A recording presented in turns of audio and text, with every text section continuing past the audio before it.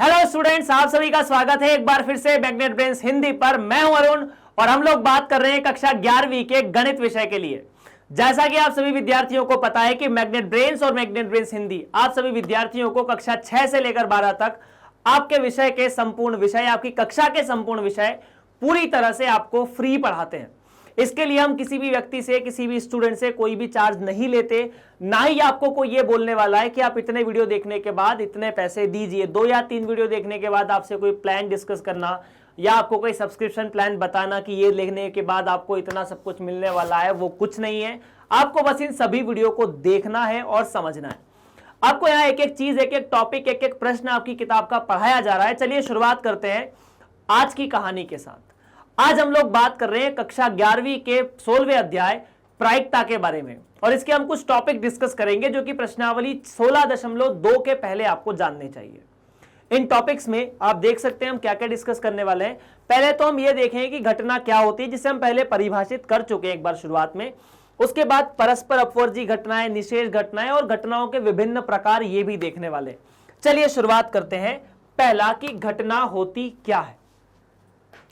तो जैसा कि मैंने आपको बताया था, हमने घटना की परिभाषा भी देखी थी कि यदि हमारे पास एक S, जिसे आप 1, 2, 3, 4 या 5, 6 कह सकते हैं, ये एक प्रतिदर्श समष्टि है। प्रतिदर्श समष्टि का मतलब क्या होता है? प्रतिदर्श समष्टि का मतलब होता है आपने अगर कोई भी परीक्षण किया है, उस परीक्षण में कुल कितने आउटकम हो सकते हैं। जैसे मान लीजिए आपने एक पासे को फेंका था। अगर आप पासे को फेंकते हैं तो पासे को फेंकने पर आपको 1, 2, 3, 4, 5, 6 ऐसी 6 चीजें मिल सकती है। आपने उन सभी का समुच्चय बनाया, वो प्रतिदर्श समष्टि कहलाती है। अब घटना क्या होती है? तो घटना सीधी सीधी बात है, घटना को आप लिख सकते हैं जो S होता है उसके उपसमुच्चय, मतलब प्रतिदर्श समष्टि के उपसमुच्चय ही घटना बनाते हैं। प्रतिदर्श समष्टि के उपसमुच्चय ही घटना बनाते हैं। जैसे मान लीजिए एक A नाम की घटना है जिसके अंदर 1 लिखा हुआ है। ये एक घटना है जो कि इससे बनाई गई है। ठीक है। एक B नाम का समुच्चय है जिसके अंदर 2 और 3 लिखा हुआ है। ये एक घटना है जो इससे बनाई गई है। ठीक है। एक C नाम की घटना है या C नाम का समुच्चय, इसके अंदर 1, 2, 3 लिखा हुआ है। ये इससे बनाया गया एक उपसमुच्चय है। D नाम की घटना है जिसके अंदर 1, 4 या 1, 5 और 6 लिखा हुआ है। ये इससे बनाई गई एक घटना है। ठीक है। इसके बाद F नाम का एक समुच्चय है जिसके अंदर 1, 2, 3, 4, 5, 6 लिखा हुआ है। ये भी इससे बनाया गया उपसमुच्चय। प्रत्येक समुच्चय स्वयं का उपसमुच्चय होता है, इसीलिए 1, 2, 3, 4, 5, 6, 1, 2, 3, 4, 5, 6 एक उपसमुच्चय है। एक और घटना बनाते हैं E नाम की, जिसके अंदर कुछ भी नहीं लिखा हुआ है, रिक्त समुच्चय। हर समुच्चय का उपसमुच्चय एक रिक्त समुच्चय होता है। अब अगर इन घटनाओं को परिभाषित करना है, जैसे मान लीजिए आपसे कहा जाए कि आप एक पासे को फेंकते हैं और संख्या 2 से कम आती है, तो वो घटना A को बनाती है, क्योंकि 2 से कम सिर्फ एक ही नंबर है। अगर बोला जाए कि एक पासे को फेंका जाए, संख्या 4 से कम आए परंतु 2 से या 1 से बड़ी आए, घटना नहीं परिभाषित की कि संख्या 4 से कम आए और 1 से बड़ी आए, तो 2 और 3 4 से कम है और 1 से बड़े हैं, तो ये घटना B को बनाते हैं। यदि एक पासे को फेंका जाए तो संख्या 4 से कम आए, ये घटना C को बनाते हैं। 4 से कम संख्या 1, 2, 3 है। यदि एक पासे को फेंका जाए तो 2, 3 और 4 नहीं मिले, तो 1, 5 और 6 मिले, ये घटना D को बनाते हैं। यदि एक पासे को फेंका जाए तो 1 या उससे बड़ी संख्या है, तो 1 या उससे बड़ी संख्या ये सभी है, तो ये घटना F को बनाते हैं। यदि एक पासे को फेंका जाए तो 7 से बड़ी संख्या है, 7 से बड़ी संख्या कोई नहीं हो सकती, इसीलिए E घटना बन जाती है। यदि एक पासे को फेंका जाए 7 से छोटी संख्या हो, तो 7 से छोटी संख्या ये सारी है, ये घटना F को बनाते हैं। यदि एक पासे को फेंका जाए तो 10 से विभाजित होने वाली संख्या कोई भी नहीं होती, क्योंकि इनको 10 से विभाजित इनमें से कोई नहीं होनी है, कोई नहीं है, तो घटना E बन जाती है। क्लियर है ना? क्या ये बात ठीक है? मान लीजिए एक G नाम की घटना बनाता हूं। ठीक है, जिसके अंदर सिर्फ और सिर्फ 5 लिखा है। बहुत तरह से परिभाषित कर सकते हैं। यदि एक पासे को फेंका जाए तो वो संख्या जो 10 को विभाजित कर दे, परंतु सम संख्या नहीं है 5, क्योंकि 10 को विभाजित 2 और 5 कर सकते हैं, परंतु सम नहीं बोला है तो 2 हटा दो। अगर यहीं पर एक नया समुच्चय बनाओगे आई नाम का, जिसमें 2 और 5 होंगे, तो इसको परिभाषित कर सकते हैं कि एक पासे को फेंका गया वो संख्या जो 10 को विभाजित कर दे, तो 2 और 5 दोनों है। एक और आप समुच्चय बना सकते हैं जे नाम का समुच्चय, जिसके अंदर आपको मिलता है सिर्फ और सिर्फ 2 मान लीजिए। तो एक पासे को फेंका जाए और सम अभाज्य संख्या मिले, तो सम अभाज्य सिर्फ और सिर्फ 2 है। सम अभाज्य का मतलब 2 होता है। यदि एक और आप समुच्चय बनाना चाहे के नाम का, जिसके अंदर आपको 2, 3 और 5 मिले, तो ये समुच्चय कैसे लिखेंगे? तो यदि एक पासे को फेंका जाए तो अभाज्य संख्या, तो अभाज्य संख्या 2, 3 और 5 है, 1, 4 और 6 अभाज्य नहीं है। तो इस तरह से हम घटनाओं को परिभाषित कर सकते हैं। तो प्रतिदर्श समष्टि का कोई भी उप समुच्चय एक घटना कहलाती है, यही आपको ध्यान रखना है ना। अलग अलग तरह की घटनाएं हो सकती है। क्लियर है क्या? चलिए अब बात करते हैं घटनाओं के प्रकार के। घटना का घटित होना, ठीक है, अभी बात करते हैं अपन घटना का घटित होना। सवाल यही है, टॉपिक हमारा होता है कि घटना का घटित होना। जैसे मान लीजिए आपने एक पासा फेंका और आपने इस जी नाम के या ए नाम की घटना का आप बोल रहे हैं कि एक पासे को फेंकने पर 1 आना चाहिए, या फिर यूं समझ लीजिए कि 2 से छोटी संख्या आनी चाहिए, तो एक घटना घटित होनी चाहिए। तो यदि वास्तव में ए आया तो ए घटित हुआ, नहीं आया तो ए घटित नहीं हुआ। तो यदि आपने पासे को फेंका, आपको 1 मिलता है, 2 मिला, 3 मिला, 4 मिला, 5 मिला और 6 मिला, इनमें से कुछ मिल सकता है। यदि ये मिलता है तो घटना ए घटित हुई, ये सब मिलते हैं तो घटना ए घटित नहीं हुई। इसको बोल सकते हैं कि ए घटित हुई और बाकी 5 में ए घटित नहीं हुई, है ना।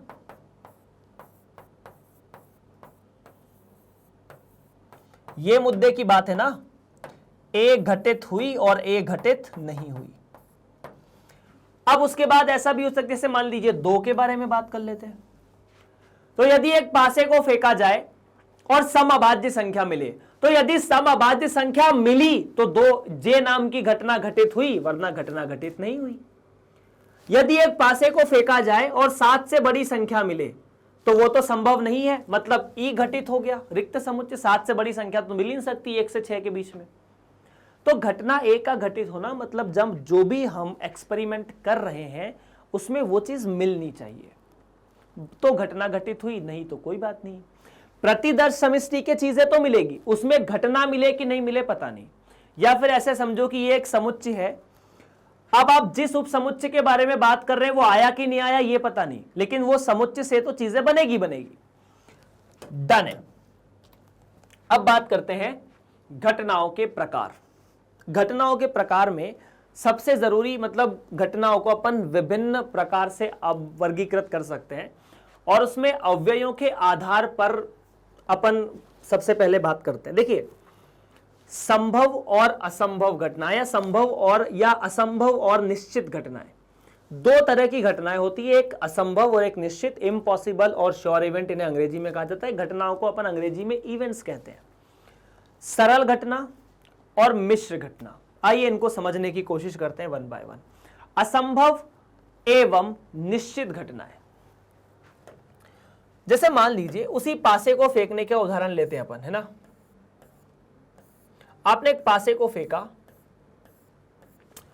आपको क्या मिल सकता है? 1, 2, 3, 4, 5 और 6। ठीक है, आपने एक घटना लिखी ए, या पहले प्रतिदर्श समष्टि लिख लेते हैं। प्रतिदर्श समष्टि से ही घटनाएं बनाई जाएगी, तो एस का मतलब 1, 2, 3, 4 और 5, 6। ये क्या है? ये प्रतिदर्श समष्टि है।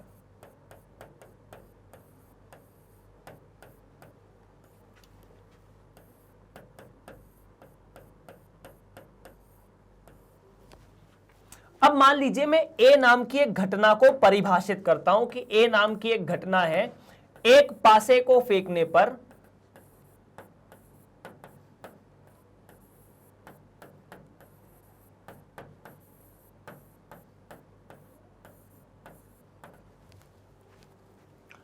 7 से बड़ी संख्या मिलना।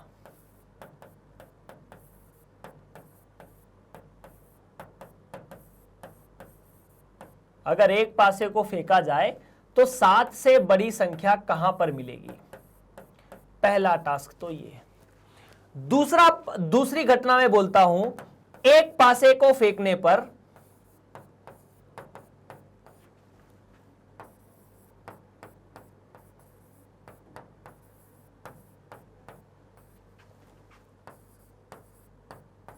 सात से छोटी संख्या मिलना।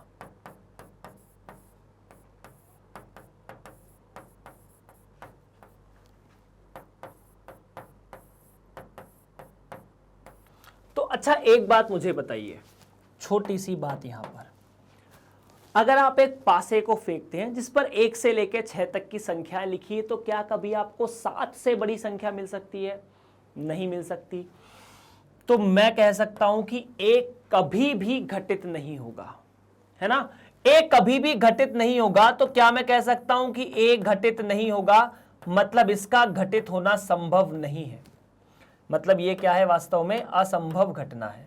कौन सी घटना है ये? एक्चुअली में असंभव घटना है। असंभव मतलब इम्पॉसिबल। तो ऐसी घटना जो घटित नहीं हो सकती एक बार भी, मतलब ऐसी घटना जो जिनमें एक भी अवयव ना हो।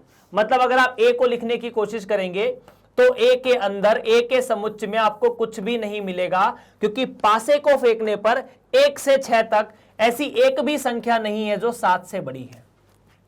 ऐसी घटनाओं को हम असंभव घटना कहते हैं। दूसरा, यदि आपने एक पासे को फेंका तो आपको सदैव संख्या 7 से छोटी मिलेगी, चाहे 1 आए, 2 आए, 3 आए, 4 आए, 5 आए या 6 आए। क्या ऐसी यहां कोई भी एक संख्या है जो 7 से बड़ी आ जाए? नहीं ना। मतलब यहां पर आपको क्या मिलेगा कि यह चीज तो हमेशा होगी, है ना? क्या होगा? ये तो हमेशा होगा ना कि एक पासे को अगर फेंका जाए तो 7 से छोटी संख्या मिले।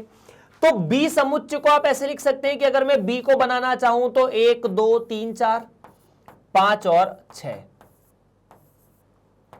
यही है। या फिर मैं साफ साफ तौर पे कहूं कि बी तो हमेशा घटित होगा, और अगर बी हमेशा घटित होगा तो ऐसे को अपन श्योर कह सकते हैं कि ये तो होगा ही होगा, चाहे जो हो जाए। तो इसको अपन कहते हैं श्योर इवेंट्स या फिर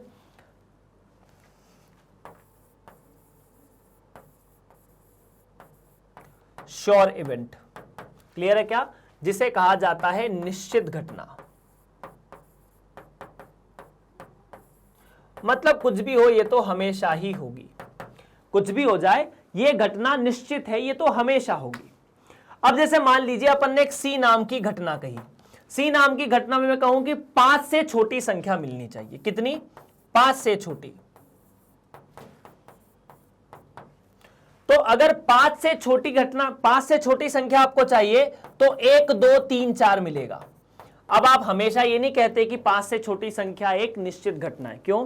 क्योंकि अगर आपने पासे को फेंका, 1 मिला 5 से छोटी है मतलब सी घटित हुआ, 2 मिला 5 से छोटा है मतलब सी घटित हुआ, 3 मिला 5 से छोटा है मतलब सी घटित हुआ, 4 मिला 5 से छोटा है मतलब सी घटित हुआ। लेकिन यदि 5 मिला तो सी घटित नहीं हुआ।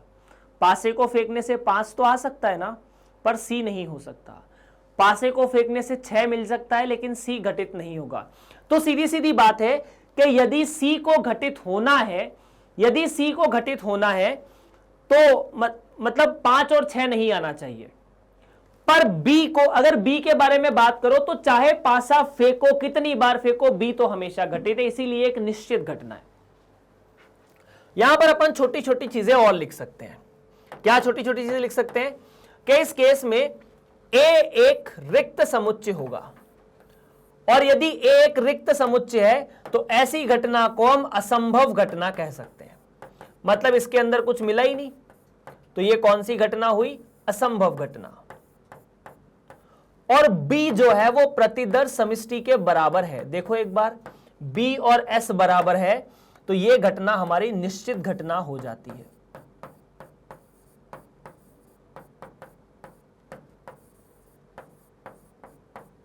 ये कौन सी घटना हो जाती है? निश्चित घटना हो जाती है।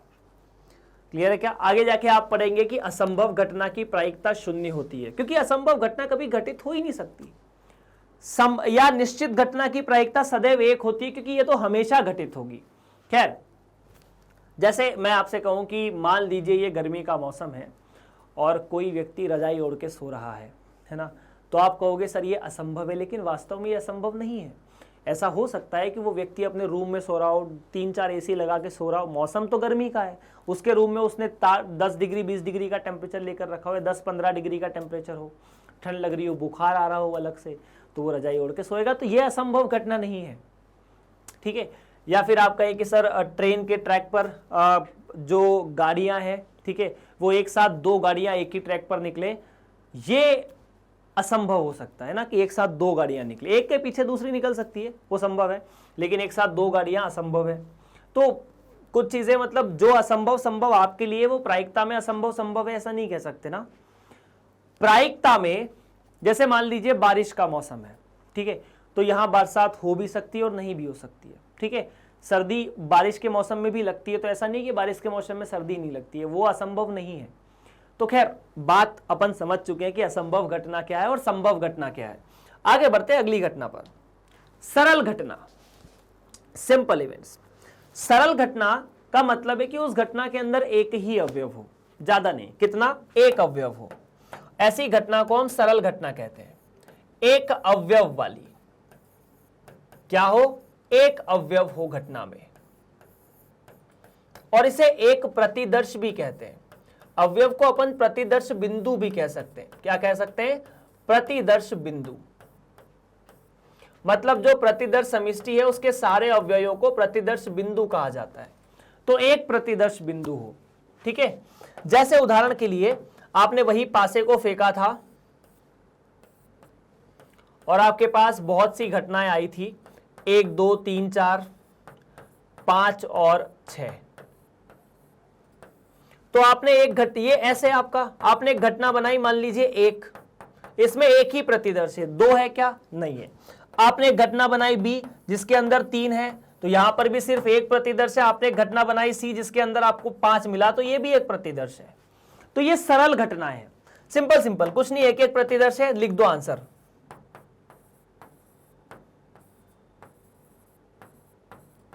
ओके। उसके बाद यहीं पर एक और कॉन्सेप्ट आ जाता है। ठीक है। कॉन्सेप्ट क्या आ जाता है? ये सिंपल है, इस मतलब इस पे आपको कोई सवाल भी नहीं पूछने वाला है। मिश्र घटना, कंपाउंड इवेंट्स। अब मिश्र घटना में एक से ज्यादा अवयव हो, या यूं समझ लो एक से ज्यादा अवयव हो।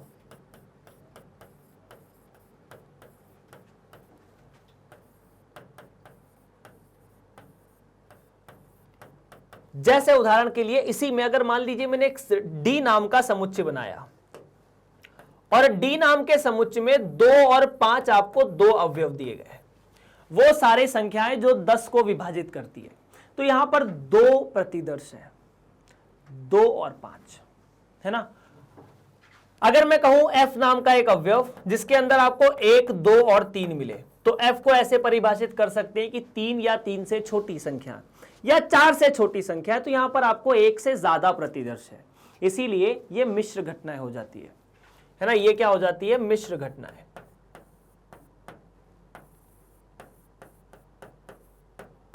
चलिए, घटनाओं का बीजगणित है ना, मतलब अलजेब्रा ऑफ इवेंट्स अपन ने देख चुके घटना क्या होती है। अब उन पे आप किस किस तरह से बातें कर सकते हो ये देखिए। घटनाएं वास्तव में एक समुच्चय है और ये बना है प्रतिदर्श समिष्टि से।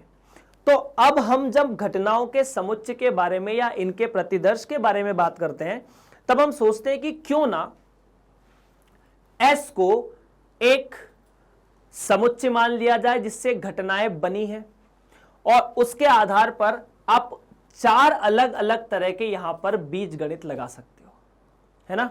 देखिए, अगर आपको समुच्चय थोड़ा बहुत याद है, तो समुच्चय में हमने एक समुच्चय पढ़ा है। ऐसे मान लीजिए U नाम का एक समुच्चय है, 1 2 3 और 4, और उससे आपने A और B नाम के 2 समुच्चय बनाए थे, 1 2, और B नाम का समुच्चय था 1 4। तो आप कहते थे कि यहां पर U को मैं सार्वत्रिक समुच्चय कहता हूं।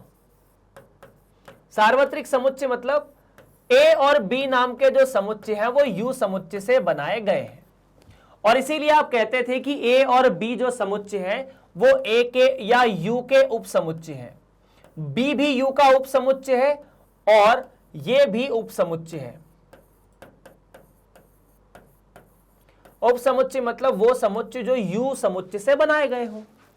अब अगर मैं एस के बारे में बात करता हूं तो यहां पर जब आप घटनाओं के बारे में बात करते हो तो अगर आपने एस लिखा, एस जो कि वास्तव में प्रतिदर्श समष्टि है, क्या है, एस वास्तव में प्रतिदर्श समष्टि है, मतलब सैंपल स्पेस है, आप इसे अभी सार्वत्रिक समुच्चय मान सकते हो। क्या मान सकते हो, सार्वत्रिक समुच्चय। और अगर इसे सार्वत्रिक समुच्चय मानते हो तो जितनी भी घटना है वो इससे बनेगी, तो हम इसका वेन आरेख भी बना सकते हैं, क्योंकि हमने इनका भी वेन आरेख बनाया था, तो हम इसका भी वेन आरेख बना सकते हैं। अब इसी के आधार पर आप 4 अलग अलग तरह के अलजेब्रा पढ़ेंगे। पहला पूरक घटना, दूसरा घटना ए या बी, तीसरा घटना ए और बी, चौथा घटना ए किंतु बी नहीं। चलिए तो इनको 1 बाय 1 डिस्कस करते हैं। सबसे पहले बात करते हैं पूरक घटना का। तो कॉम्प्लीमेंट्री इवेंट्स, कॉम्प्लीमेंट्री इवेंट्स मतलब ए, अगर आपके पास ए एक घटना हो रही हो, ए का घटित होना एक घटना है, तो ए के घटित नहीं होना ए का पूरक कहलाता है। ठीक है, यदि ए एक घटना है तो मैं लिख सकता हूं घटना ए का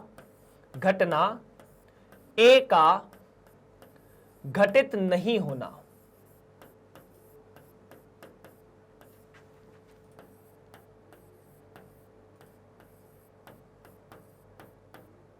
यह कहलाता है पूरक घटना। क्या कहलाता है, पूरक घटना। और यह किसकी पूरक घटना है, ए की। इसे ए की पूरक घटना भी कह सकते हैं, ए का पूरक भी कह सकते हैं, अलग अलग तरीके से। हमने पूरक समुच्चय भी पढ़ा है।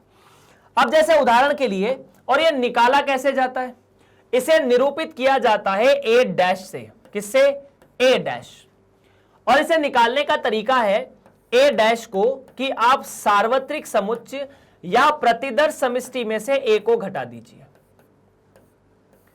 आप सार्वत्रिक समुच्चय या प्रतिदर्श समष्टि में से ए को घटा दीजिए। जैसे उदाहरण के लिए मान लीजिए आपने पासा फेंका 1, और आपको पासे को फेंकने से प्रतिदर्श समष्टि 1 2 3 4 5 और 6 मिली। आपको यह पता है कि यह प्रतिदर्श समष्टि है ना, ये क्या है, यह प्रतिदर्श समष्टि है।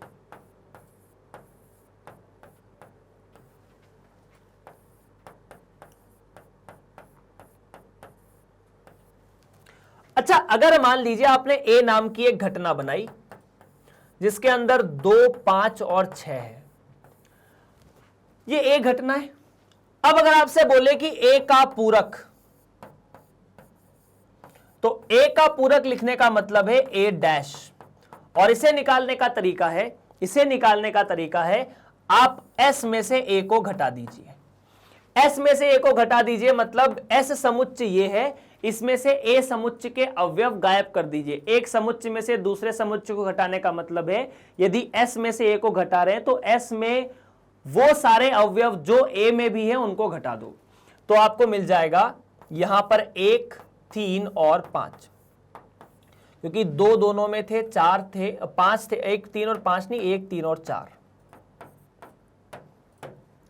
5 दोनों में था और 6 दोनों में था, ये हट गए। वेन आरेख की मदद अगर आप यहां पर लेने की कोशिश करेंगे तो वेन आरेख वाला कॉन्सेप्ट ऐसा है कि अगर हम पूरा का पूरा ये एस बनाते हैं, मान लीजिए ये एस नाम का प्रतिदर्श समष्टि है और ये घटना ए है, तो ए का जो पूरक है वो ये वाला क्षेत्र होगा। मैं इसे बना के देता हूं। यदि ये पूरा का पूरा ए समुच्चय है तो इस ए का जो पूरक है वो कुछ इस तरह से आप निकाल सकते हैं।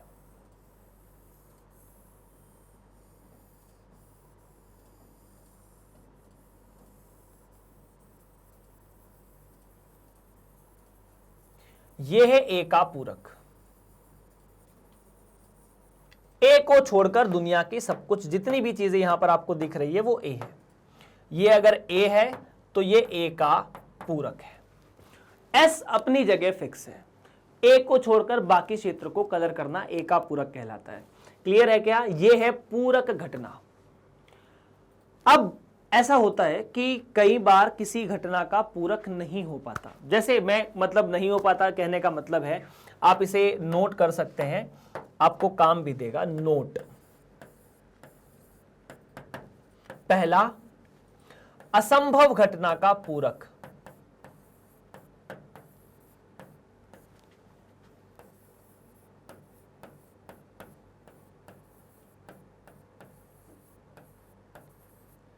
असंभव घटना का पूरक सैंपल स्पेस पूरा का पूरा हो जाता है, ठीक है। और दूसरा, निश्चित घटना का पूरक।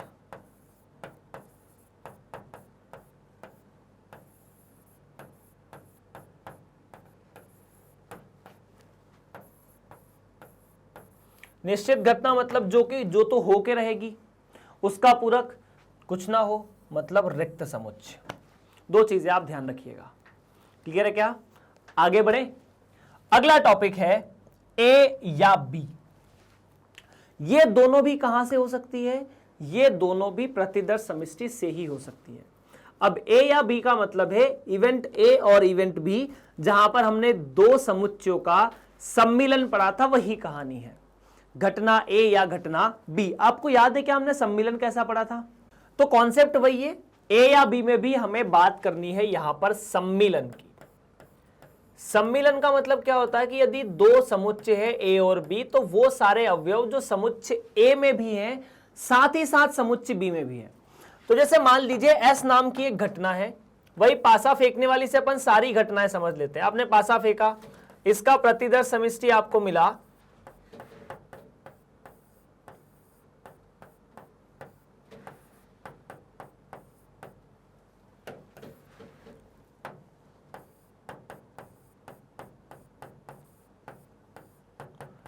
एक, दो, तीन, चार, पांच और 6। अब यदि मान लीजिए दो घटनाएं जो इस एस से बनाई गई है, दो घटनाएं एस से बनाई गई, मतलब जैसे मान लीजिए ए नाम की एक घटना है जिसके अंदर 1, 2 और 4 है। बी नाम की एक घटना है जो कि 1, 2, 5 ऐसा कुछ है और 6 है मान लीजिए। अब अगर आपसे बोले कि आपको ए और बी दोनों घटनाएं चाहिए, या ए या बी दोनों घटनाएं चाहिए, आपको बोले कि या तो ए हो जाए या बी हो जाए, ऐसा बोले, इसका मतलब यदि आप पासे को फेंके तो आपको 1, 2 मिल जाए, 4 मिल जाए, ए हो जाएगा, या फिर 1, 2, 5, 6 मिल जाए, बी हो जाए। तो ए या बी को वास्तव में ए यूनियन बी से निरूपित किया जाता है, जहां यू का मतलब होता है साफ साफ तौर पर सम्मिलन, है ना। अंग्रेजी में इसे यूनियन कहा जाता है, इसीलिए इसको यू से निरूपित किया जाता है। यूनियन मतलब सम्मिलन। और वो निकालते कैसे हैं? तो सिंपल सा है, आप वो सारे अवयव लिख दो जो या तो आपको ए में दिख रहे हैं या बी में दिख रहे हैं, लिखना एक बार ही है। इस तरह से आपने ए या बी घटना को परिभाषित कर दिया है। अब अगर इसका वेन आरेख बनाना हो तो बड़ा सिंपल है। जैसे मान लीजिए ये ए या बी है, ये ए समुच्चय ए घटना है, ये बी घटना है जो एस से बनाई गई है। एस यहां पर सार्वत्रिक समुच्चय है, ये ए है, साथ ही साथ ये बी है। तो ए या बी लिखने का मतलब है, सबसे पहले आप ए नाम की घटना को लिख दीजिए, और दूसरे बात आप बी नाम की घटना को भी कलर कर दीजिए। तो ये जो पूरा का पूरा क्षेत्र है वो ए या बी वाला है। ये जो पूरा का पूरा क्षेत्र है वो ए या बी वाला है, मतलब इसमें या तो ए है या फिर बी है, ऐसा कुछ। क्लियर है क्या? आप वेरीफाई कर सकते हैं। अब हमने सम्मिलन में ये कैलकुलेशंस किए। सम्मिलन में ये देखा है कि अगर जैसे मान लीजिए ए और बी, अगर आप बताना चाहते हैं कि ए और बी घटना जो बनी है वो एस से बनी है, तो ए यूनियन बी लेने के बाद भी एस से बाहर चीजें नहीं जानी चाहिए। अगर ए बना है एस से, इससे, बी बना है इससे, और दोनों का सम्मिलन लिया जाएगा तो वो भी इसी के द्वारा बन जाना चाहिए। क्या यहां पर ऐसा दिख रहा है कि दोनों का सम्मिलन लेने पे 7 आ जाएगा जो एस में नहीं है? नहीं, ऐसा तो नहीं है। तो ये है सम्मिलन का कॉन्सेप्ट जो कि हम डिस्कस कर चुके हैं। तो ये है घटना ए या बी। क्लियर है? अब बात करते हैं सीधा सीधा अपन घटना ए और बी पर, जैसा पुराना कॉन्सेप्ट है। ए और बी में आप फिर से वही मान लीजिए कि प्रतिदर्श आपके सामने है एस, 1 2 3 4 5 6, और यहां एंड शब्द का प्रयोग होता है, ए एंड बी। एंड मतलब दोनों होना चाहिए, ए भी होना चाहिए, बी भी होना चाहिए। जैसे मान लीजिए ए नाम की घटना है वही 1 2 और 4, बी नाम की घटना है जिसमें लिखा है 1 2 5 और 6। अब अगर मैं यहां पर पूछना चाहता हूं कि ए और बी का मतलब क्या है, मतलब ए घटना भी होनी चाहिए और बी घटना भी होनी चाहिए। तो ए और बी का मतलब है ए इंटरसेक्शन बी। यहां पर ये जो चिन्ह है वो इंटरसेक्शन के लिए प्रयोग किया जाता है। अंग्रेजी में इसे इंटरसेक्शन बोला जाता है और हिंदी में इसे सर्वनिष्ठ बोला जाता है।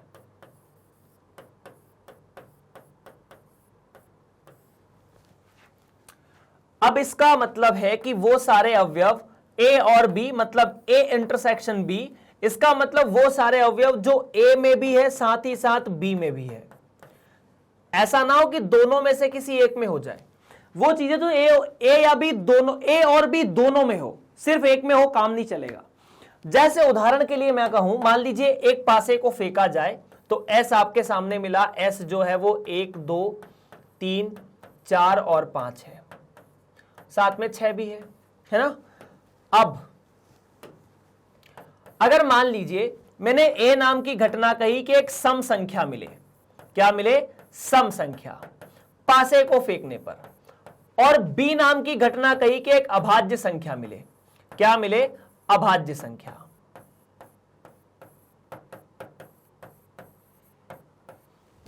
तो ए का मतलब क्या है? सम संख्या मिलने का मतलब यहां पर क्या हो सकता है? सम संख्या मिलने का मतलब है, अच्छा इसे ए और बी यहां वाले से आप कंफ्यूज हो जाओगे, मैं इसे सी और डी कह देता हूं कि सी नाम का समुच्चय सम संख्या और डी नाम का समुच्चय अभाज्य संख्या। तो ऐसा कुछ सम संख्या तो 2 4 6, तो सी नाम का समुच्चय 2 4 6, 2 4 6। डी नाम का समुच्चय अभाज्य संख्या, अभाज्य मतलब 2 भी मिले, 3 भी मिले और 5 भी मिले, वो संख्या है जो किसी से विभाजित नहीं होती, 2 5 6। अब अगर मैं पूछना चाहता हूं कि सी या डी, इसका मतलब है या तो संख्या सम हो या अभाज्य हो। इसका मतलब क्या है? या तो सम हो या अभाज्य हो। अब सम या अभाज्य का मतलब है या तो संख्या सम हो जाए, 2 4 मिल जाए, 6 मिल जाए, या अभाज्य मिल जाए, हमारा काम हो जाएगा। तो सिर्फ एक को छोड़ के बाकी सब आ गए। या फिर मैं यदि यहां पर कहना चाहूं, इसमें आप सी यूनियन डी लगाओगे। आप क्या लगाओगे यहां पर आप सी यूनियन डी लिखोगे।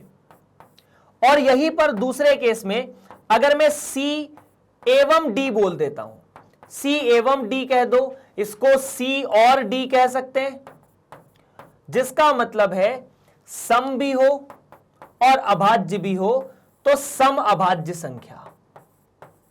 और सम अभाज्य संख्या सिर्फ और सिर्फ इकलौती 2 ही होती है, जो कि इस समुच्चय में भी है और इस समुच्चय में भी है। तो दोनों चीजें अलग अलग है। घटनाओं को परिभाषित करने में इन चीजों की बहुत आवश्यकता होती है। तीसरा, घटना ए किंतु बी नहीं। घटना ए किंतु बी नहीं में आप उसी उदाहरण को फिर से ला सकते हैं। घटना ए किंतु बी नहीं का मतलब है, सीधा सीधा आप इसे ऐसे समझने की कोशिश कीजिएगा। अपन इसे इसी उदाहरण में देखते हैं। देखना, घटना ए किंतु बी नहीं का मतलब क्या है? ए किंतु बी नहीं। अब ए किंतु बी नहीं का मतलब है ए में से वो चीजें घटा दो जो बी में है। और आपको याद है कि जब हमने 2 समुच्चयों का अंतर पढ़ा था, इसे क्या कहा जाता है? 2 समुच्चयों का अंतर।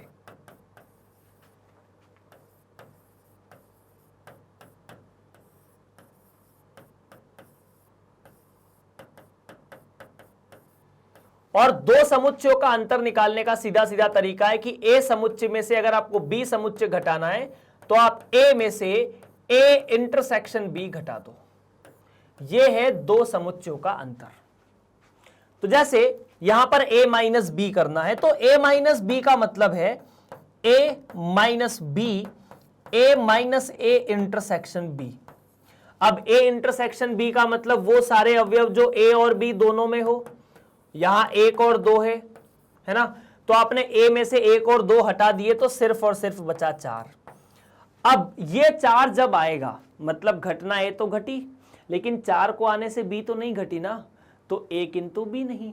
बात समझे क्या? देखो 4 अगर मान लीजिए 1 मिलता तो इसका मतलब था a तो घटा, पर 1 मिला तो b भी घट गया, क्योंकि 1 का मतलब तो b भी होना है।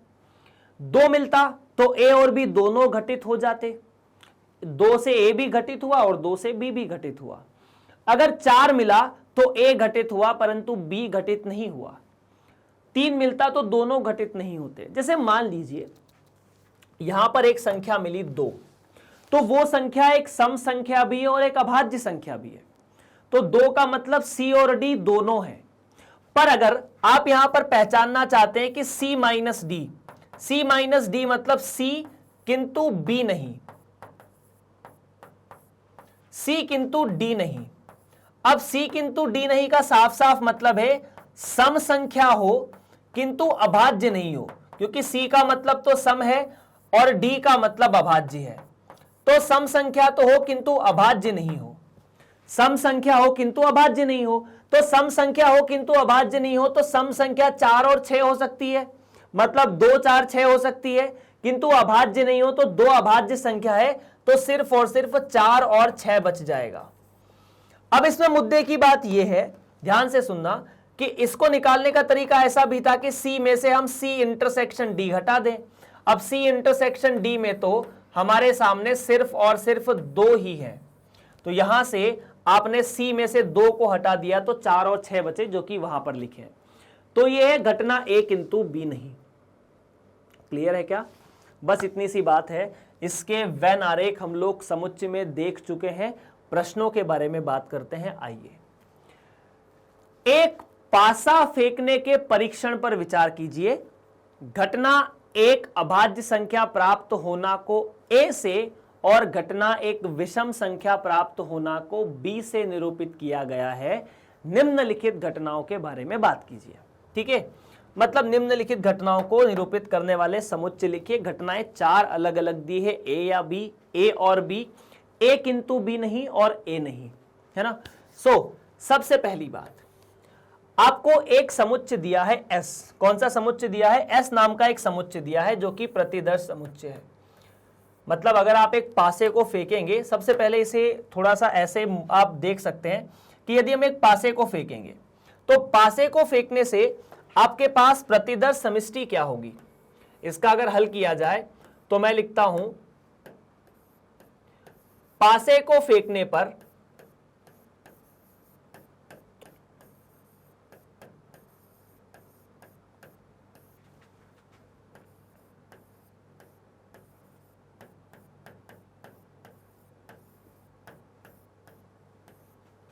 प्रतिदर्श समष्टि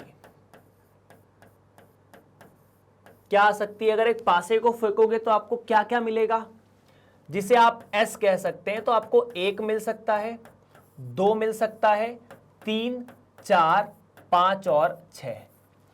अब यदि मैं यहां पर A नाम की एक घटना को परिभाषित करता हूं तो A का मतलब क्या है? A का मतलब है एक अभाज्य संख्या प्राप्त होना। तो A का मतलब है घटना A के बारे में अगर बात करते हैं तो अभाज्य संख्या प्राप्त होना। अब अगर पासे को फेंकोगे तो अभाज्य संख्या क्या मिलेगी? प्रश्न में बोला ये। तो A का मतलब साफ साफ तौर पर एक समुच्चय ऐसा जिसमें अभाज्य संख्याएं मिले, तो 2 मिले, 3 मिले और 5 मिले, यह अभाज्य संख्या है। और दूसरा, एक विषम संख्या प्राप्त होना को B से कहा गया है। तो B का मतलब है एक विषम संख्या प्राप्त होना।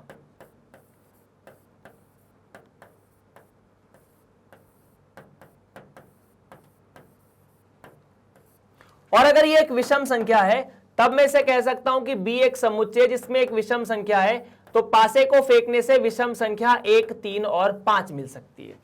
यही दो केसेस हो सकते हैं। ठीक है, अब आपको पहला बोला है कि A या B। पहली चीज आपको क्या निकालनी है, A या B। A या B का मतलब है या तो घटना A है या B है, मतलब या तो A हो या B हो। इसका सीधा सीधा मतलब है या तो आप A यूनियन B निकाल लीजिए, मतलब या तो वो अवयव A में मिल जाए या B में मिल जाए, लिख दो। दूसरा A और B। A और B का मतलब है दोनों में मिलने वाला अवयव। A और B का मतलब है A इंटरसेक्शन B, जो कि एक अभाज्य संख्या भी हो और विषम संख्या भी हो, तो वो सारे अवयव जो दोनों में हो, A में भी हो और B में भी हो। दो A में है किंतु B में नहीं है, और एक B में है किंतु A में नहीं है। तीसरा A किंतु B नहीं।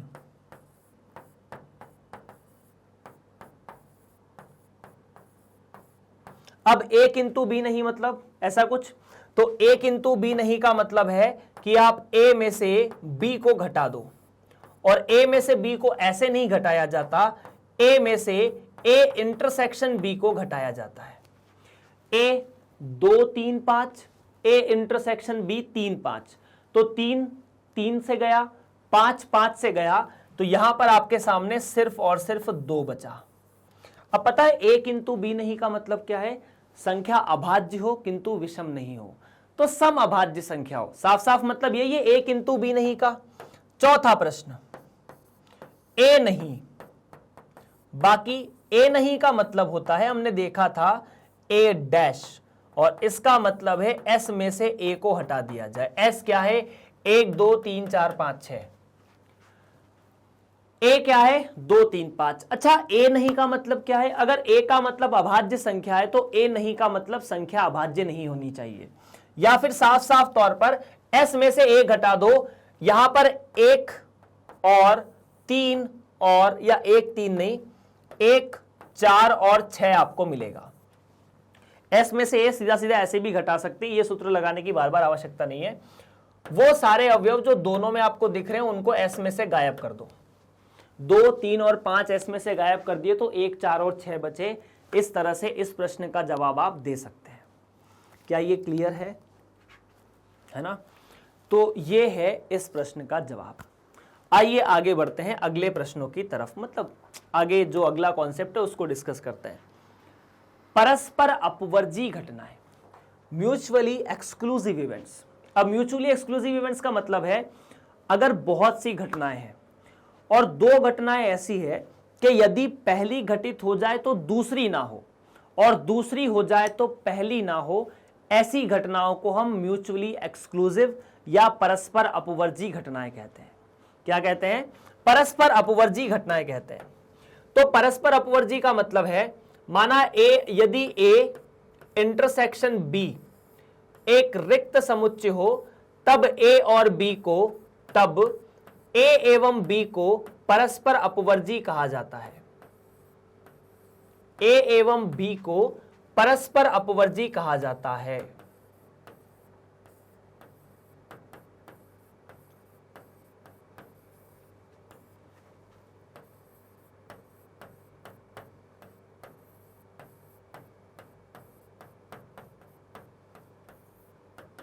जैसे उदाहरण के लिए मान लीजिए A नाम की एक घटना है। A का मतलब है 1, 2 और 3। ठीक है, हमारा अभी S वही है, इस प्रश्न में S वही है कि आपने एक पासा फेंका है, 1, 2, 3, 4 और 5, 6 नाम के आपके पास 2 अवयव है। और B नाम की एक घटना है जिसमें आपके पास 4, 5 और 6 है ना? अगर मैं A इंटरसेक्शन B निकालने जाऊंगा तो आप देखिए A और B में कुछ भी कॉमन नहीं है। A और B में कुछ भी कॉमन नहीं है, मतलब देखो कुछ कॉमन है क्या? नहीं है। इसका मतलब यह है कि यदि A घटना घटित हो रही है तो B नहीं हो सकती, यदि B घटित हो रही है तो A नहीं हो सकती। ठीक है, यदि A घटना घटित होगी तो B नहीं हो सकती, अगर B नहीं हो रही है तो A नहीं हो सकती। ऐसा भी हो सकता है कि दोनों नहीं हो, ऐसा संभव है। जैसे मान लीजिए C नाम की एक नई घटना परिभाषित करता हूं जिसमें सिर्फ और सिर्फ 6 लिखा है, तो आप देखिए कि ए का अगर सी के साथ इंटरसेक्शन लोगे तो भी रिक्त समुच्चय है। फाई का मतलब क्या होता है? रिक्त समुच्चय।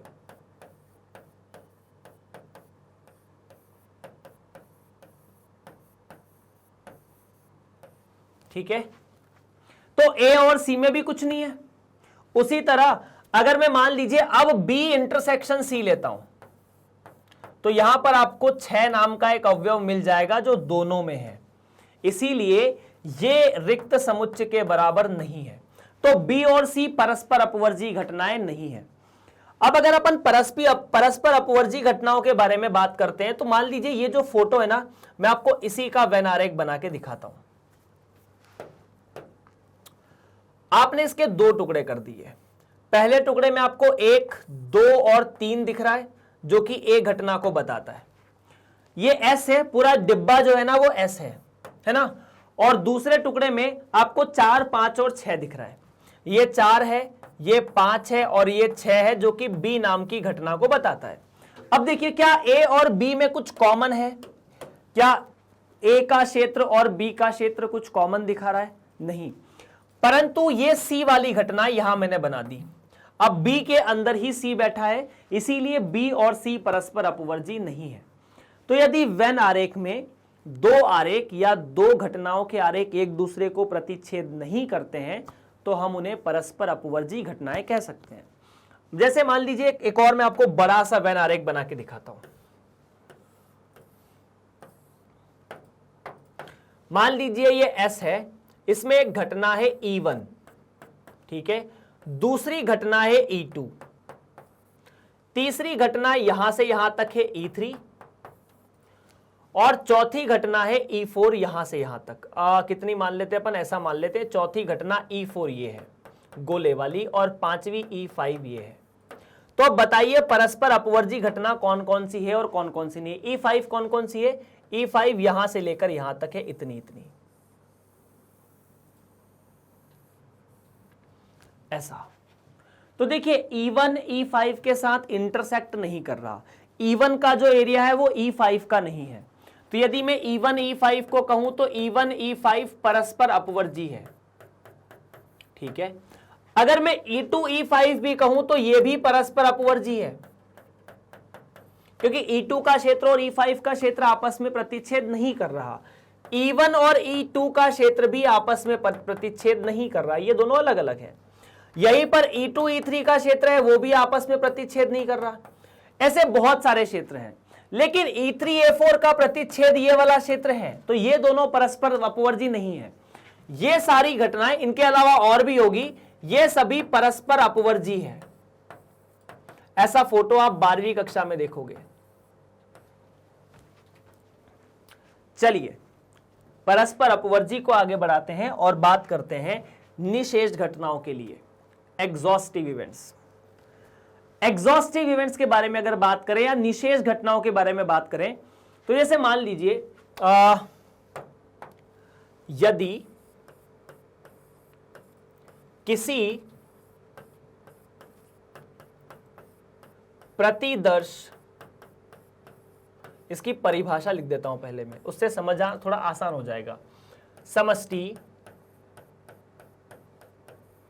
S से कुछ घटनाएं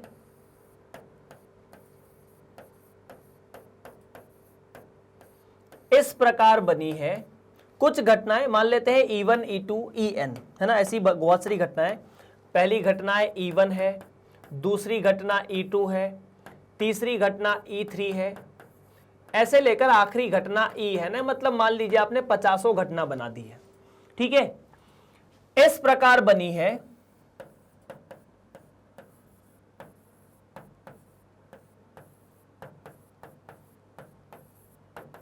कि अगर मैं E1 का यूनियन E2 के साथ लूं और यूनियन E3 के साथ लूं, मतलब आप सभी का यूनियन अगर लेते जाएं तो उन सभी से बन जाए S, मतलब जहां से ये बनाई गई है ना वो सभी फिर से बन जाए, तब आप E1 E2 E3 को, ये E3 है और उसके बाद EN है, इन्हें आप निशेष घटनाएं कहते हो। क्या कहते हो? निशेष घटनाएं। मतलब इनका सम्मिलन लेने के बाद कुछ भी शेष नहीं बचा एस में, इसीलिए निशेष है। इनका सम्मिलन लेने के बाद एस में कुछ भी शेष नहीं बचता है। जैसे उदाहरण के लिए मान लीजिए एस नाम का एक समुच्चय है 1 2 3 4 5 और 6। अब इस केस में मान लीजिए मैं एक घटना परिभाषित करता हूं E1 जिसमें सिर्फ और सिर्फ 1 है। मान लीजिए एक घटना परिभाषित करता हूं E2 जिसमें 3 और 4 है, और एक घटना परिभाषित करता हूं E3 जिसमें 5 है सिर्फ। अब अगर आप इन सभी का सम्मिलन लेते हैं, जैसे मान लीजिए आपने E1 का सम्मिलन E2 के साथ और E3 के साथ लिया, तो इनका जो सम्मिलन है वो बना 1 3 5, और वास्तव में ये S के बराबर नहीं है। तो आप इन्हें निशेष घटनाएं नहीं कह सकते कि E1 E2 E3 निशेष घटनाएं नहीं है, क्योंकि इनका सम्मिलन लेने पर प्रतिदर्श समिष्टि पूरी की पूरी नहीं बनी। लेकिन यदि मान लीजिए मैं यहां पर चौथा एक घटना परिभाषित करता E4 जो कि होता 2 4 और 6, ऐसा नहीं, मतलब ऐसा है कि E4 नाम की एक घटना है जिसमें 2 4 6 है। अब यदि मैं E1 का सम्मिलन E2 के साथ लूं, E3 के साथ लूं और E4 के साथ लूं, तब आपको दिख गया होगा कि इन चारों घटनाओं से आपको S पूरी तरह से बन जाता है, कुछ भी शेष नहीं बचता। इसका मतलब इन्होंने बना दिया S, पूरा का पूरा जो S था वो इनने बना दिया। अगर पूरा का पूरा S इनने बना दिया तब मैं कह सकता हूं कि ये जो घटनाएं हैं वो निशेष है, मतलब इनका सम्मिलन लेने पर प्रतिदर्श समिष्टि में कुछ भी नहीं बचा, इसीलिए इन घटनाओं को निशेष घटनाएं कहा जाता है। क्या ये क्लियर है? तो दो घटनाएं आपने पढ़ी, परस्पर अपवर्जी, सर्वनिष्ठ कुछ नहीं बचना चाहिए, निशेष सम्मिलन S बना देना चाहिए। ठीक है, तो आप इन्हें निशेष घटनाएं कह सकते हैं।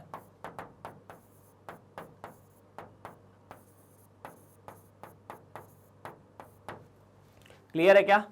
चलिए फिर आगे बढ़ते हैं अगले टॉपिक की तरफ, जो कि है एक 11 सा प्रश्न। ठीक है, 2 पासे फेंके जाते हैं और पासों पर प्राप्त संख्याओं का योग लिखा जाता है। अच्छी बात है। आइए अब हम इस प्रयोग से संबंधित निम्नलिखित घटनाओं पर विचार करें। प्राप्त योग सम संख्या है, प्राप्त योग 3 का गुणज है, प्राप्त योग 4 से कम है, प्राप्त योग 11 से अधिक है। अब यहां एक छोटी सी बात आपको ध्यान रखनी है। देखिए, प्राप्त योग सम संख्या है, मतलब योग क्या क्या आ सकता है? योग में आपको एक सम संख्या क्या आ सकती है? अगर मान लीजिए 2 पासे फेंके, प्रश्न में ये बोला है कि आपको 2 पासे फेंक दिए, पहला पासा ये है और दूसरा पासा ये है। अब इन पे यदि x है और इस पे यदि y है, आपने इन दोनों को जोड़ा, ये देखा और कुछ नहीं। ये x प्लस वाई के बारे में आपको बात करनी है।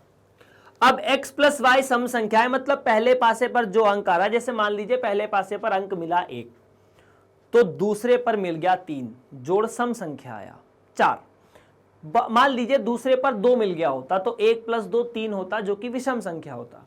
तो प्राप्त योग सम संख्या है, तो प्राप्त योग सम संख्या है में सम संख्या में क्या आ सकता है? 2 4 और 6 आ सकता है ना। प्राप्त योग 3 का गुणज है, तो प्राप्त योग 3 का गुणज है तो योग या तो 3 आ सकता है या 6 आ सकता है।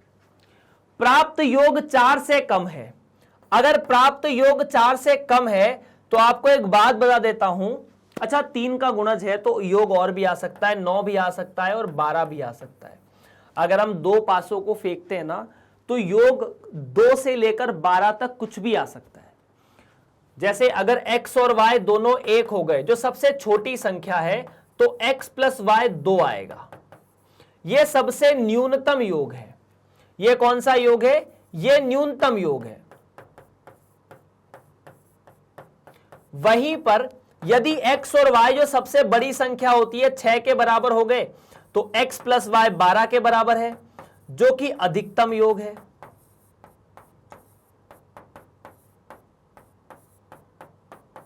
तो न्यूनतम योग 2 आता है और अधिकतम योग 6 आता है या 12 आता है, तो यहां पर 10 और 12 भी योग आ सकता है। ठीक है, प्राप्त योग 4 से कम है, तो 4 से कम योग क्या हो सकता है? 2, 3 और 4।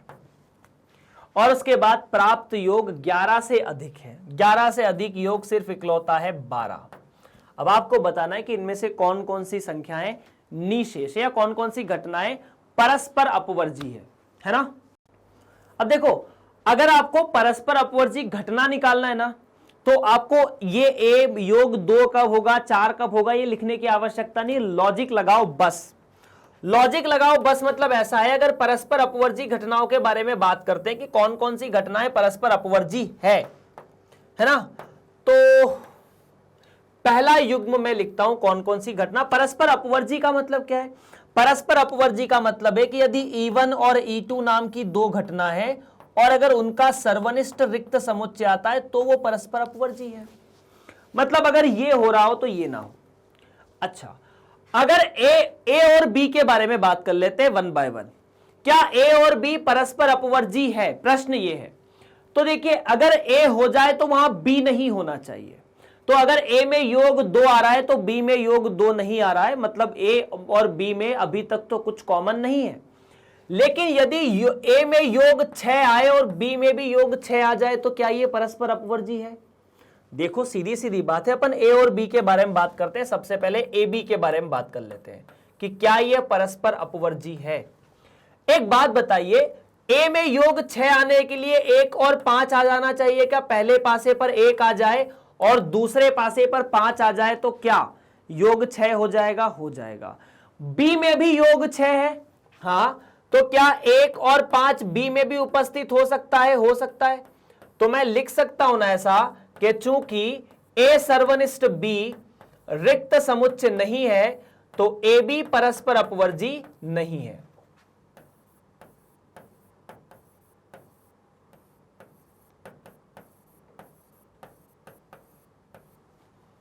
नहीं है।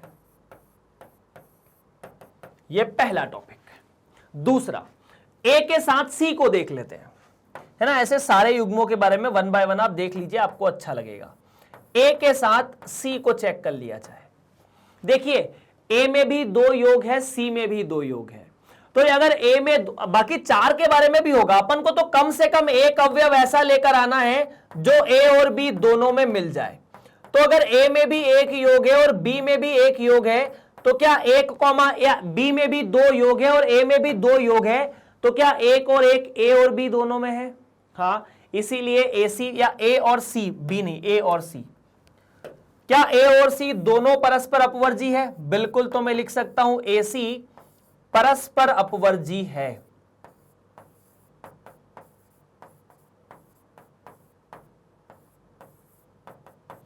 तीसरा भाग एडी। तो एडी में भी आपको वही देखना है कि क्या दोनों में ऐसा योग है जो दोनों में हो रहा है। 12 12।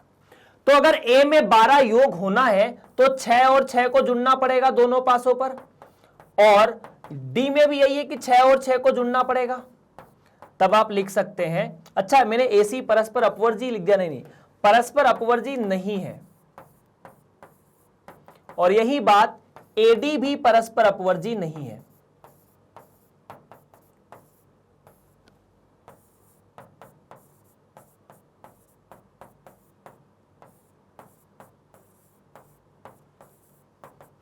तो ए ना तो बी के साथ परस्पर अपवर्जी है, ना सी के साथ परस्पर अपवर्जी है, ना डी के साथ परस्पर अपवर्जी है। अब अपन बी का सी के साथ देख लेते हैं कि क्या बी और सी परस्पर अपवर्जी है। क्या इतना क्लियर है भाई साहब? ए किसी के साथ भी परस्पर अपवर्जी नहीं, अपन ने ये देखा। अब देखिए, बी और सी दोनों में योग 3 3 है।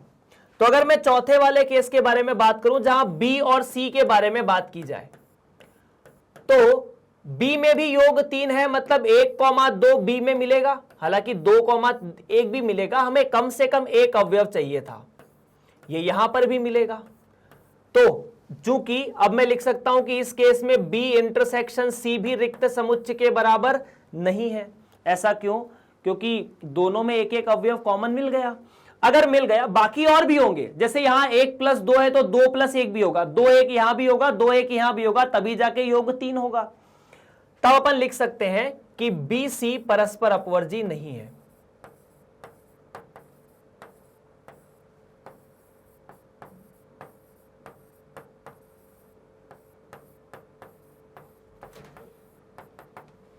ठीक है। पांचवा, B का D के साथ चेक कर लिया जाए। तो देखिए B में 12 योग है तो D में भी 12 योग है। इसका मतलब साफ साफ है कि 6,6 B में भी होगा और 6,6 D में भी होगा, तब जाके तो योग 12 होगा। तब अपन लिख सकते हैं कि BD, B intersection D again रिक्त समुच्चय नहीं है। तब मैं लिख सकता हूं कि BD परस्पर अपवर्जी नहीं है, मतलब म्यूचुअली एक्सक्लूसिव नहीं है। अब बच रहा है सिर्फ आखिरी वाला 6 नंबर का, जिसका नाम है कि B का या C का D के साथ चेक कर लिया जाए। तो देखिए C में योग 2, 3 और 4 है, D में योग 12 है। यदि योग 2, 3 और 4 हो रहा है और योग D में 12 हो रहा है तो क्या दोनों में कुछ कॉमन है? नहीं है। तो आई कैन से कि इस केस में C इंटरसेक्शन D कुछ भी कॉमन नहीं होगा, तो अपन कह सकते हैं कि CD परस्पर अपवर्जी है।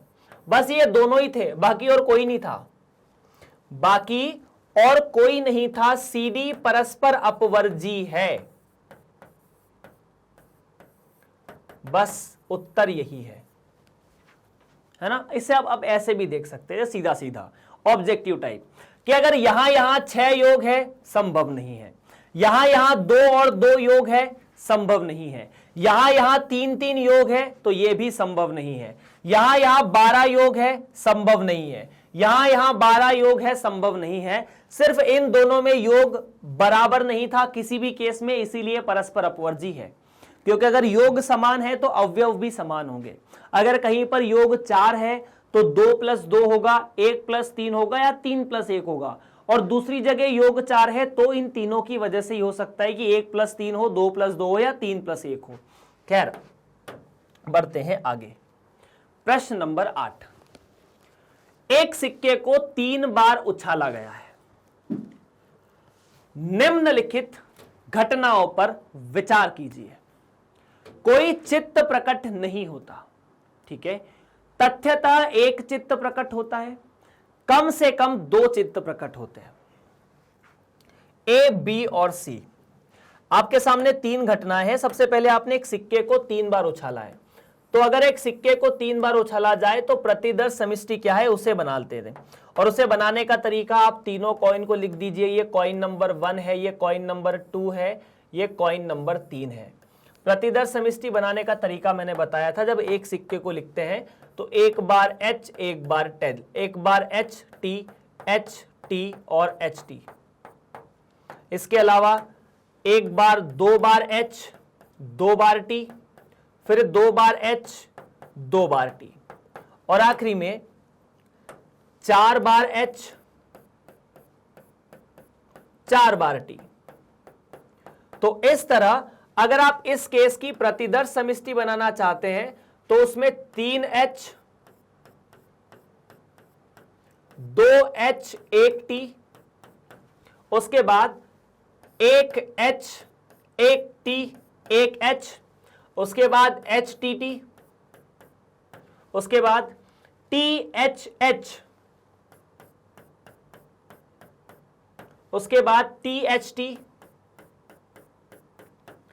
TTH और आखिरी में TTT। ऐसा कुछ ये आपके लिए S बना है। अब S बनने के बाद आपको A घटना के बारे में बात करते हैं कि A घटना क्या है। A घटना का मतलब है तथ्य, कोई भी चित्त प्रकट नहीं होता। अगर कोई भी चित्त प्रकट नहीं होता तो मतलब तीनों के तीनों पट्ट प्रकट होते हैं। मतलब इन दिस केस A का मतलब है T, T और T, ये वाला। क्योंकि बाकी सब में कम से कम एक चित्त तो है। बी नाम का अवयव क्या होगा, बी नाम का समुच्चय क्या होगा, तथ्यतः एक चित्त प्रकट होता है। अब ऐसी कौन कौन सी घटनाएं जहां एक चित्त आ रहा है, यहां 3 आ रहे हैं, यहां 2 आ रहे हैं, यहां एक, यहां भी 2 आ रहे हैं, एक तो ये वाला, यहां 2 चित्त है HH, यहां पर भी एक है और यहां पर भी एक है। तो बी समुच्चय के अंदर HTT, HTH या THT और उसके बाद TTH और तीसरा C। C का मतलब है कम से कम 2 चित्त प्रकट होते हो। कम से कम 2 चित्त प्रकट होने का मतलब है या तो 2 चित्त हो या 3 चित्त हो, चलेगा। अगर कम से कम 2 चित्त प्रकट होने का मतलब है तो या तो तीनों चित्त हो जाए, कम से कम 2 का मतलब क्या, या तो 2 या 3, ऐसा कुछ, और आखिरी में THH। Okay, so let's discuss these thing one by one. आपसे पूछा है कि क्या यह परस्पर अपवर्जी और निशेष घटनाओं का समुच्चय है। जब हम परस्पर अपवर्जी की बात करते हैं तो परस्पर अपवर्जी 2 घटनाओं के बारे में होता है कि A और B। तो वन बाय वन, क्या आपको A सर्वनिष्ठ B दिख रहा है? A और B में कुछ भी कॉमन नहीं है, ठीक है। क्या आपको B सर्वनिष्ठ C दिख रहा है? दोनों में कुछ भी कॉमन नहीं है। A सर्वनिष्ठ C, इन दोनों में भी कुछ भी कॉमन नहीं है। तब मैं कह सकता हूं कि AB, BC और AC ये तीनों परस्पर अपवर्जी है। मैं किसके बारे में बोलूंगा? ऐसा नहीं बोलूंगा कि ABC तीनों परस्पर अपवर्जी, नहीं, मैं बोलूंगा कि AB मतलब A घटना B घटना, BC और CA तीनों परस्पर अपवर्जी है।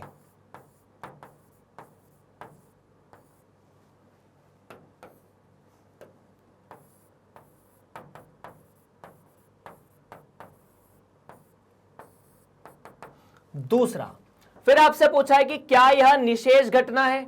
तो अगर आप A का, B का और C का तीनों का यूनियन लेते हो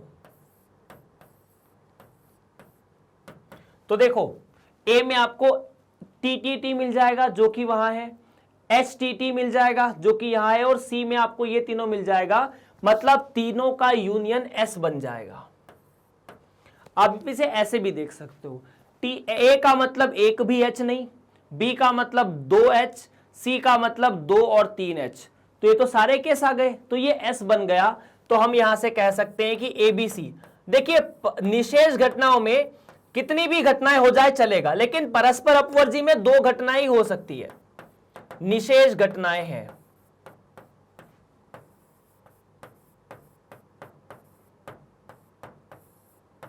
इस प्रकार यह प्रश्न हल हो जाता है, ठीक है। निशेष घटनाओं में कितनी भी घटना हो, क्या वो सभी मिलाकर S बनाती है? बनाती है। लेकिन परस्पर अपवर्जी में 2-2 घटनाओं को लेकर चेक करना पड़ेगा कि क्या इन दोनों में कुछ कॉमन है, क्या उन दोनों में कुछ कॉमन है। इस तरह से यह प्रश्न भी यहां पर समाप्त हो जाता है। अगर आप इस वीडियो को मैग्नेट ब्रेन्स की ऑफिशियल वेबसाइट www.magnetbrains.com पर देख रहे हैं तो बहुत अच्छी, मैग्नेट ब्रेन्स की ऑफिशियल वेबसाइट पर देखने की कोशिश करें तो आपको कुछ नहीं करना, गूगल पर www.magnetbrains.com लिखना है।